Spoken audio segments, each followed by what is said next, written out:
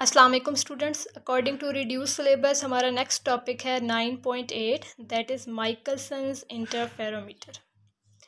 तो Michelson's interferometer क्या है? सबसे मेन पॉइंट इसका मैंने लिखा है instrument to measure the wavelength of a light and small distance. ठीक है, यहाँ से आपको पता चल रहा होगा कि किस लिए यूज़ हो रहा है। ये ऐसा इंस्ट्रूमेंट है जो wave length of light find out करने के लिए यूज़ होता है, इसके अलावा स्मॉल डिस्टेंस मेजर करने के लिए। ठीक है, तो इसको हम लोग कहते हैं इंटरफेरोमीटर। असल में ये माइकलसन क्यों कहा गया है इसके नाम के साथ? माइकलसन एक साइंटिस्ट का नाम था जिसने इसको इन्वेंट किया, तो इसके नेम की वजह से इसको माइकलसन्स इंटरफेरोमीटर कहा जाता है। ठीक है, अगर आप लोग इसकी प्रॉपर डेफिनेशन देखना चाहते हैं तो उसको हम लोग कह सकते हैं an instrument that utilises the phenomena of interference of a light waves for ultra precise measurement of wave length of light and small distance is called interferometer. ठीक है, यानी ये एक ऐसा इंस्ट्रूमेंट है जो इंटरफेरेंस ऑफ अ लाइट को use करते हुए अल्ट्रा प्रिसाइज मेजरमेंट देता है वेव लेंथ ऑफ लाइट की। इसके अलावा हम लोग इससे स्मॉल डिस्टेंस फाइंड आउट कर सकते हैं। ठीक है, अब कैसे हम लोग फाइंड आउट करेंगे? इसमें कंस्ट्रक्शन में क्या आ जाता है, क्या क्या इसके पार्ट्स हैं, किस तरह हम लोग वेव लेंथ फाइंड आउट करते हैं, वो सारा हम लोग देख लेते हैं।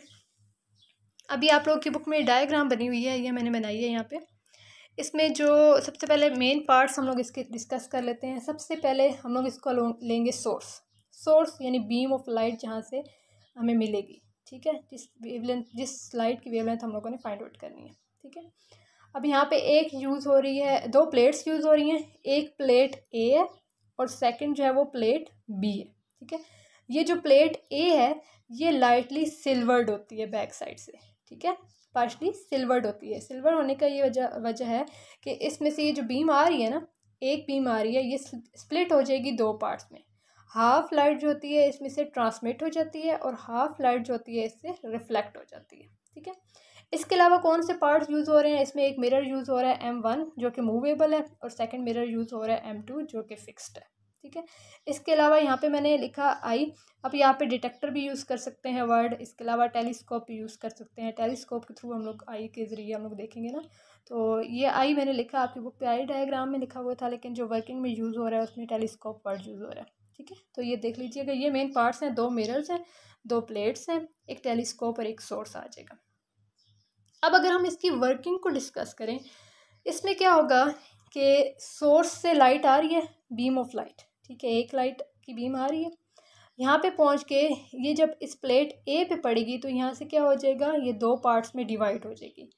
एक जो हाफ पार्ट है उसका वो यहाँ से ट्रांसमिट हो जाएगा। ट्रांसमिट का मतलब होता है पास आउट हो जाना। ठीक है, यानी गुजर जाएगा। और हाफ पार्ट जो इसका है वो यहाँ से रिफ्लेक्ट हो जाएगा ऊपर की साइड। ठीक है, तो इस वाले पार्ट को मैंने 1 का नाम दे दिया, बीम 1, और ये वाला जो पार्ट ट्रांसमिट हुआ था इसको मैंने बीम 2 का नाम दे दिया। ठीक है, अब वर्किंग गौर से सुनिएगा, इसमें क्या करते हैं हम लोग 1 बाय 1 दोनों को डिस्कस करेंगे। पहले हम लोग बीम 1 को डिस्कस कर लेते हैं।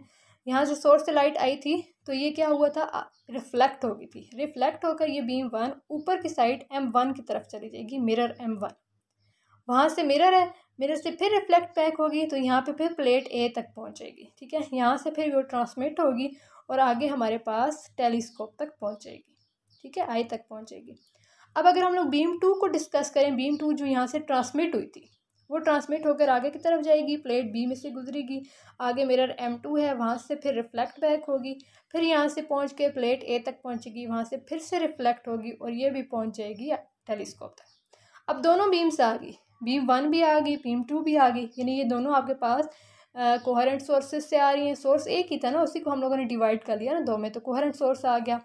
इसके अलावा जो इंटरफेरेंस, तो यहाँ पे क्या होगा फिर, अब ये जब दोनों बीम्स मिलेंगी तो हम लोग कहते हैं कि यहाँ पे इंटरफेरेंस का फिनोमेना हो रहा है। ठीक है, तो जब इंटरफेरेंस का फिनोमेना होता है तो हम लोग कहते हैं ब्राइट एंड डार्क फ्रिंजेस बनेगी। ठीक है, वो ब्राइट और डार्क फ्रिंजेस किस वजह से बनती हैं? कंस्ट्रक्टिव और डिस्ट्रक्टिव इंटरफेरेंस की वजह से। तो इसको भी हम लोग कंडीशंस को डिस्कस करते हैं, इंटरफेरेंस की कंडीशंस को।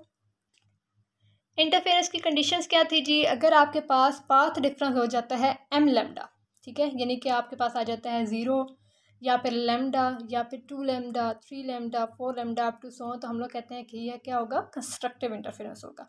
और कंस्ट्रक्टिव इंटरफेरेंस के रिजल्ट में ब्राइटनेस ऑब्जर्व होती है। ठीक है, और अगर हम लोग ले लेते हैं डिस्ट्रक्टिव इंटरफेरेंस, उसके लिए हमारे पास पाथ डिफरेंस कितना होगा, लैम्डा ओवर 2, 3 λ/2, 5 λ/2, 7 λ/2, ठीक है। यानी कि हम लोग कह सकते हैं कि ऑड इंटीजर मल्टीपल हो रहा है, ठीक है, किसके साथ, हाफ ऑफ वेवलेंथ के साथ। ऑड इंटेग्रल मल्टीपल है हाफ ऑफ वेवलेंथ के साथ, यानी जनरल फॉर्म इसकी क्या बनती है, m+1/2 लैम्डा। तो इस केस में हमारे पास डिस्ट्रक्टिव इंटरफेरेंस होगा और डार्कनेस ऑब्जर्व होगी। अब वर्किंग में देखें, मैंने आपको प्लेट ए का फंक्शन बताया कि ये स्प्लिट कर देगी दोनों पार्ट्स में। मिरर्स का बताया, मिरर्स क्या करेंगे, रिफ्लेक्ट करेंगे लाइट को। अब प्लेट बी का क्या काम है, ये जो प्लेट बी है इसको हम लोग कहते हैं कंपनसेटिंग प्लेट, ठीक है, एज अ कंपनसेटर यूज़ हो रही है। ये दोनों के पास को कंपनसेट करती है, इक्वलाइज करती है, ठीक है। यानी ये जो पाथ बीम 1 का है और बीम 2 का है, अगर ये हमारे पास दोनों मिरर्स जो हैं वो पड़े हुई हैं फिक्स, मीन्स के इक्वल डिस्टेंस पे है अगर हमारे पास मिरर, तो ये जो प्लेट बी है जिसको हम लोग कंपनसेटर प्लेट कह रहे हैं, ये इन दोनों के पास को इक्वलाइज करती है। यानी जितनी रिटार्डेशन बीम 1 की हो रही है उतनी ही रिटार्डेशन बीम 2 की हो, ठीक है। ये इन दोनों को बीम्स को पाथ को इक्वलाइज करने के लिए यूज़ होती है, तो जैसे इसको कंपनसेटिंग प्लेट या कंपनसेटर भी कहा जाता है, ठीक है। अब हम लोग वर्किंग तो देख ली, अब इनसे वेवलेंथ कैसे फाइंड आउट होगी वो भी देख लेते हैं। अगर हम लोग कहते हैं कि ये जो मूवेबल मिरर है M1, इसको हम मूव करवाते हैं बैकवर्ड, कितना मूव करवाते हैं, λ/4 डिस्टेंस, ठीक है। यानी λ/4 टाइम हम इसको बैकवर्ड मूव करवाते हैं। पाथ डिफरेंस में देते हैं λ/4 का अगर, तो आपको मैंने भी बताया कि प्लेट बी का क्या काम है, कंपनसेट करना, इक्वलाइज करना पाथ को। अगर यहाँ पे λ/4 का डिफरेंस आता है पाथ में, तो यहाँ पे भी λ/4 का डिफरेंस आएगा, ठीक है। यानी टोटल डिफरेंस हमारे पास कितना बन जाएगा पाथ का, देखें, λ/4 एक का बीम 1 का और λ/4 बीम 2 का, तो अगर इनको हम लोग ऐड अप करें तो ये कितना आ जाएगा, λ/2। यानी पाथ डिफरेंस अगर λ/2 आ रहा है तो इसके रिजल्ट में डिस्ट्रक्टिव इंटरफेरेंस होगी और डार्क फ्रिंज ऑब्जर्व होगी, ठीक है। फिर हम मिरर को थोड़ा सा और मूव करवाते हैं, λ/4 टाइम और मूव करवाते हैं, तो फिर क्या आएगा, λ/4 टाइम एक दफ़ा, λ/4 टाइम एक दफ़ा, तो कितना आ जाएगा, λ/2। अब फर्स्ट बीम के लिए ऑलरेडी λ/2 था, दोबारा से λ/2 जब और डिस्टेंस होगा तो ये दोनों ऐड अप होकर कितना बन जाएंगी, लैम्डा। तो फिर ब्राइट फ्रिंज ऑब्जर्व होगी। फिर इसी तरह लैम्डा में हम लोग ऐड करेंगे λ/2, फिर डार्कनेस आएगी, फिर ब्राइटनेस आएगी। इसी तरह कंजेक्टिव लाइट और डार्क ब्राइट फ्रिंजेस बनती जाएंगी, ठीक है। तो अगर हम लोग इसको लेते हैं टोटल डिस्टेंस को p, तो हम लोग कहते हैं कि m × λ/4 + λ/4। अब m क्या है, इसमें ऑर्डर को हम लोग कह सकते हैं, ऑर्डर को रिप्रेजेंट करने के लिए m यूज़ हुए हैं। यानी m number of fringes observe होंगी, ठीक है। जितने टाइम हम लोग इस मिरर को मूव करवाएंगे उतने फ्रिंजेस बनती जाएंगी ना, तो उसको m से डिनोट करेंगे, नंबर ऑफ फ्रिंजेस को, ठीक है। p आपके पास टोटल डिस्टेंस है, इसको थोड़ा सा सॉल्व आउट करेंगे तो ये आ जाएगा p = m λ/2। हमने क्या चीज़ फाइंड आउट करनी है, लैम्डा, वेवलेंथ। तो यहाँ से आ जाएगा λ = 2p/m, ठीक है। तो यहाँ से हम लोग फाइंड आउट कर सकते हैं वेवलेंथ ऑफ लाइट। तो ये आपका कंप्लीट हो जाता है टॉपिक। अब इसकी कंस्ट्रक्शन में, वर्किंग में या किसी भी चीज़ में कोई प्रॉब्लम है तो आप लोग मुझसे पूछ सकते हैं, ठीक है। ओके, अल्लाह हाफिज़।